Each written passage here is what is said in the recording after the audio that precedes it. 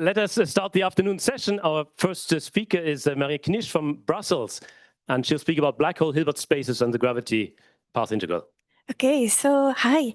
Thank you very much for the opportunity to tell you something more today about an exciting new toolkit that is being developed that will allow us to explore properties of black hole Hilbert spaces using the gravity path integral. So this is work that I will present today in collaboration with Vijay, Ben, Juan, and Mikael. And Juan is in the audience, so if you have any questions, you can always approach us.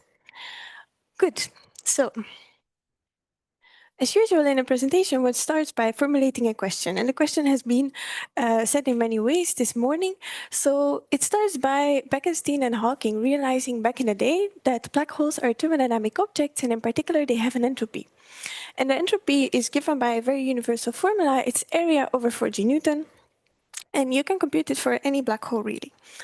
However, this formula doesn't tell us what this entropy is actually counting. So if you think back to your statistical mechanics course, you know that entropy is related to the number of microstates that are compatible with some macroscopic description. Think about a gas in a box. It's described by the number of particles, volume, pressure.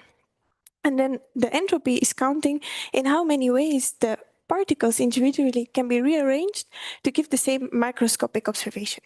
So quantum nature of things complicates matters a little bit, but the essence is very much the same.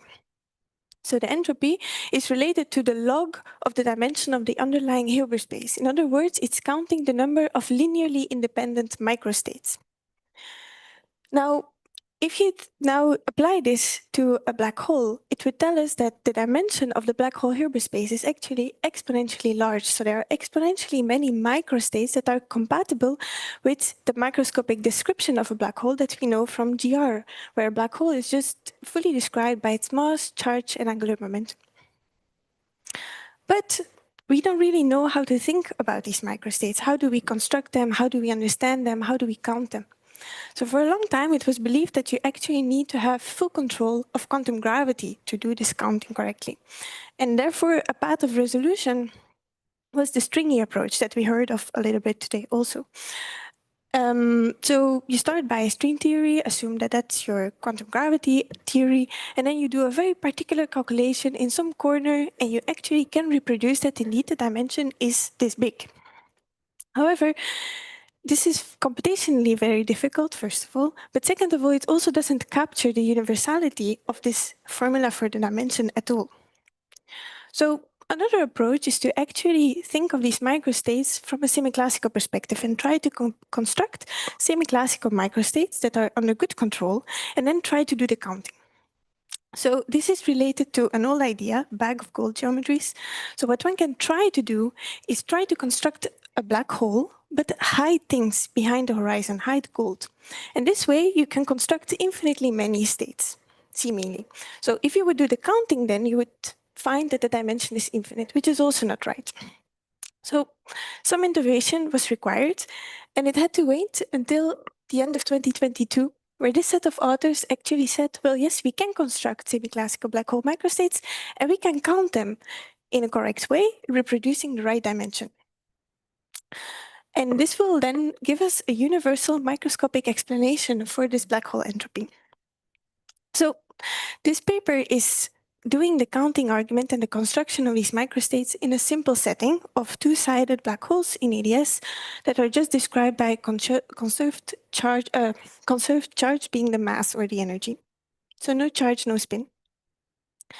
And afterwards, there was actually a lot of innovation, generalizations, but also applications that use this construction and the counting argument.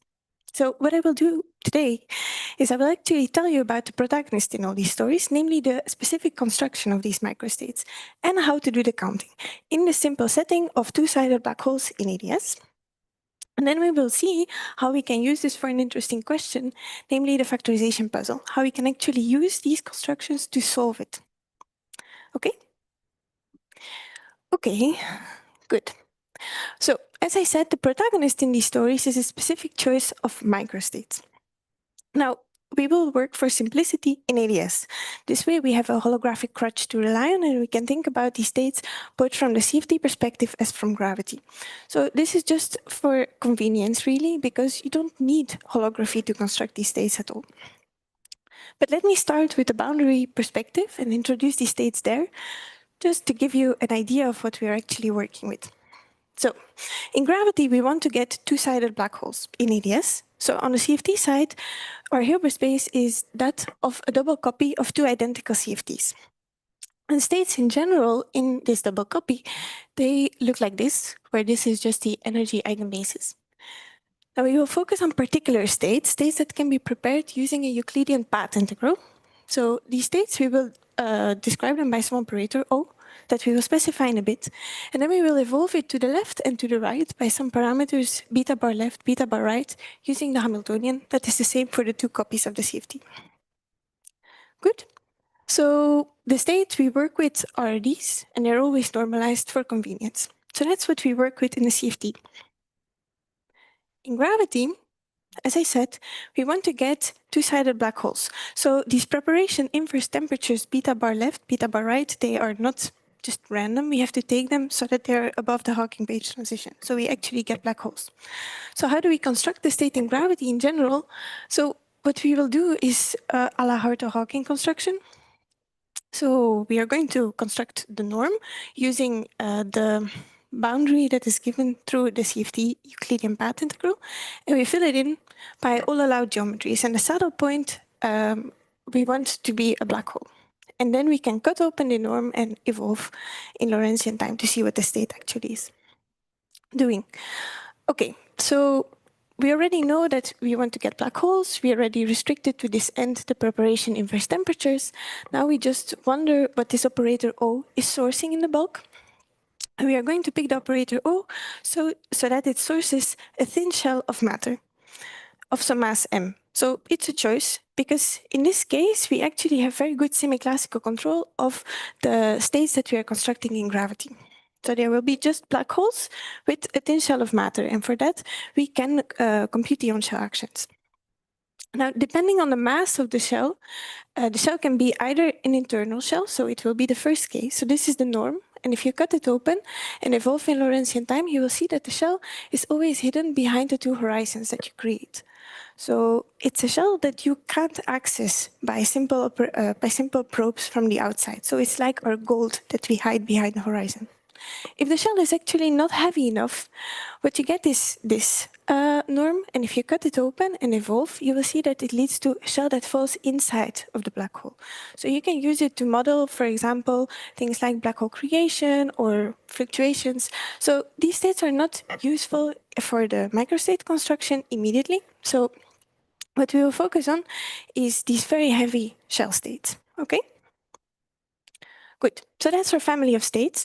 Now, these states are still canonical, so they're described by a preparation temperature. What we want is actually microcanonical states, because we are interested in the Hilbert space of a black hole of a certain energy or mass. So what we need as a last ingredient is a microcanonical projection. So to this end, we just assume that the Hilbert space is divided up in tiny energy windows to which we can project using a projection operator. And then we can also create microstates by just projecting our canonical state to an energy window. In practice, we use the saddle point approximation to the inverse Laplace transform. Okay, so these are all the ingredients we actually need. So now we can proceed to the counting argument. So the counting argument is based on a simple idea that we now created states that all look like a black hole, but they have different interiors. So say we take a span of omega of these states with all different massive shells behind the horizon. As soon as we hit a critical value, we expect that these states that we are starting to add to the span are actually not all linearly independent, but they become linearly dependent. And in the end, we should span the full black hole Hilbert space. So we are curious if we can actually find for which value of omega the states that we start to add to the span become linearly dependent. So this we do through the Gram matrix, whose entries are defined as an overlap of two different states. And then the dimension of this span just reduces to omega minus the dimension of this kernel of G. And the kernel of G we can find through the resolvent matrix, which is defined as 1 minus lambda over G. So you see, if you vary lambda, every time you hit an eigenvalue of G, the resolvent picks up a pole, develops a pole. So we are curious if the resolvent matrix develops a pole at lambda is 0. Then we know we are adding to this span linearly dependent states. Okay, so this 1 over lambda minus G can actually be written as follows using n powers of the overlap. And in fact, we can actually look at just a trace of this resolvent matrix. That's already enough to tell us about its pole structure. So we reduce the problem to finding just these n powers of G. If we have that, we can find whether the resolvent has a pole at lambda is 0, and whether then the dimension is just omega and increases indefinitely, and indeed all the states are linearly independent or not. Now, to compute this overlap, you would think you need full control of your quantum gravity theory, and that's true. But what we are going to do is we are going to draw a line, and we are going to use a semi-classical approximation. In other words, we are assuming that can integrate out UV degrees of freedom and end up with just gravity and use the gravity path integral to actually compute these quantities.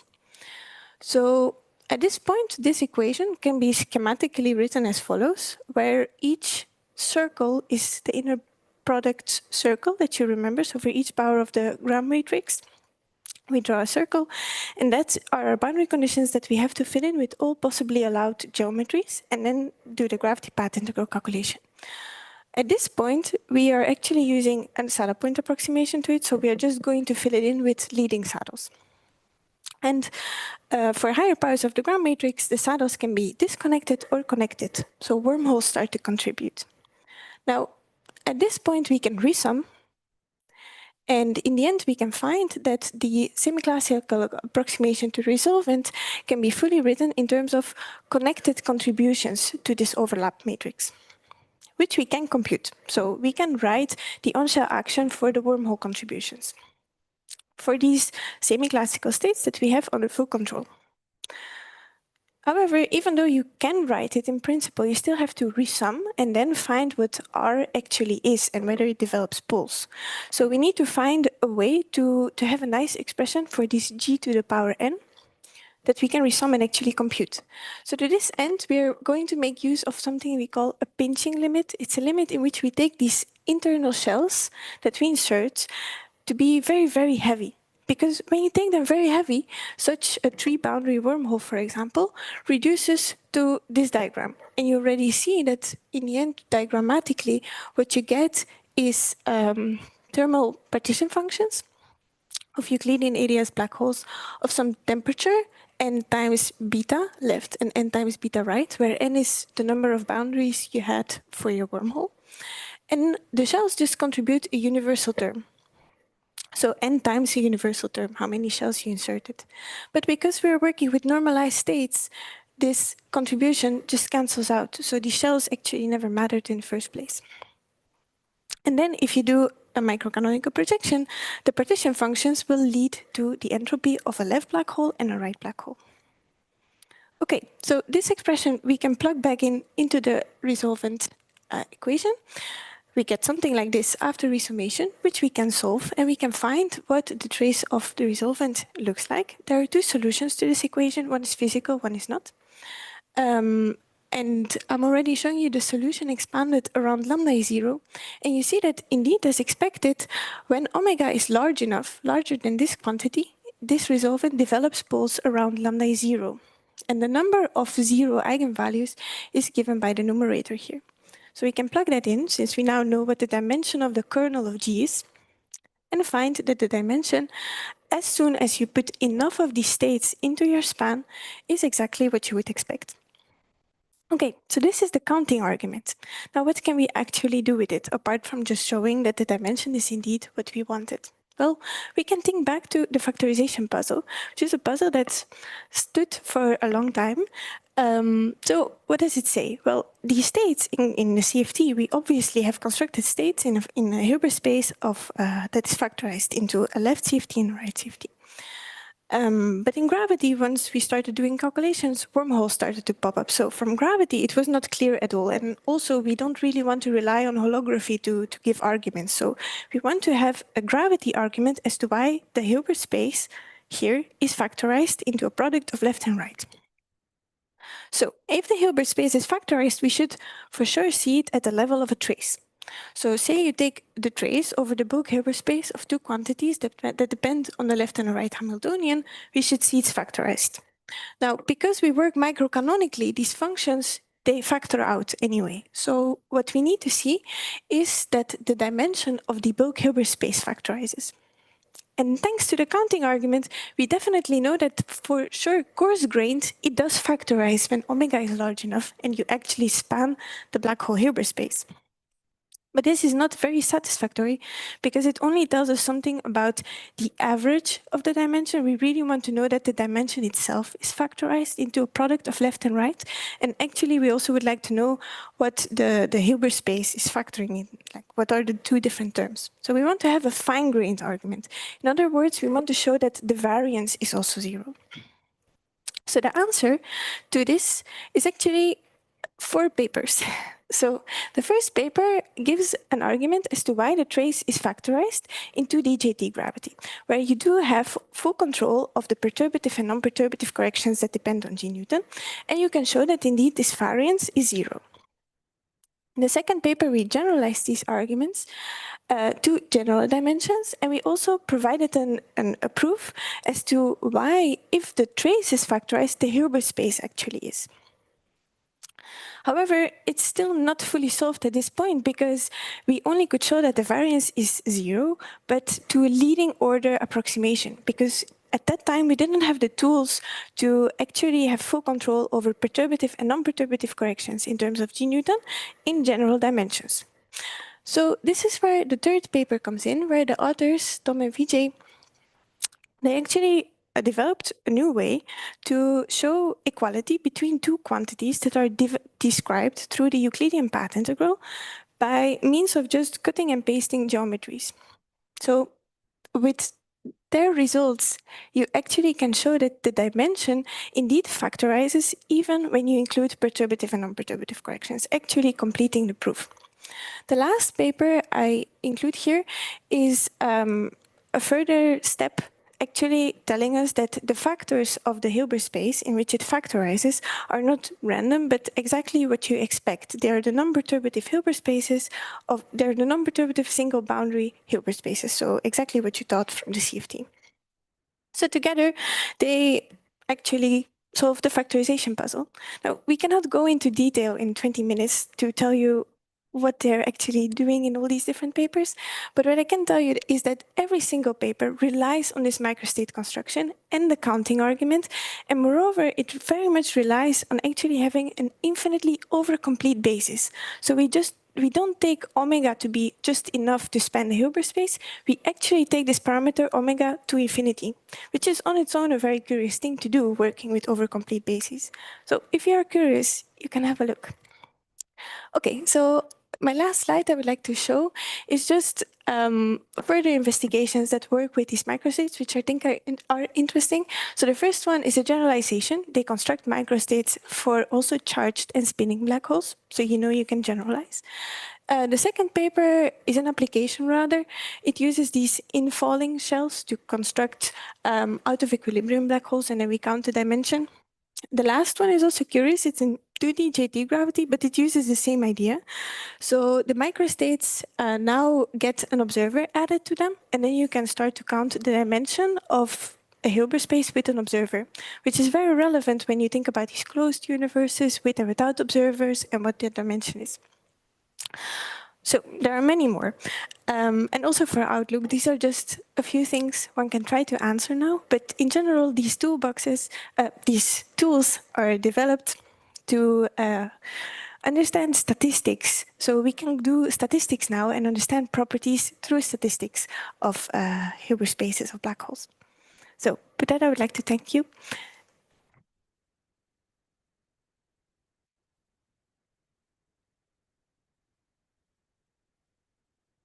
Thank you very much.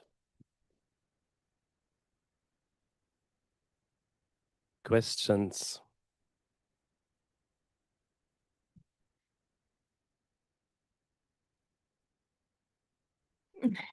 Yeah, I can. So how much does this like rely on ADS-CFT, or in other words, for like a double-sided Schwarzschild black hole, asymptotically flat, does this also hold? So there is actually a generalization by this set of authors that I think came out the same day or a day later for flat black holes and fast spacetime. So yeah, it doesn't really. So the only reason why I wanted to have holography is just to understand better what we're working with, because sometimes it's useful to look at it from two perspectives. But yeah, no, it doesn't.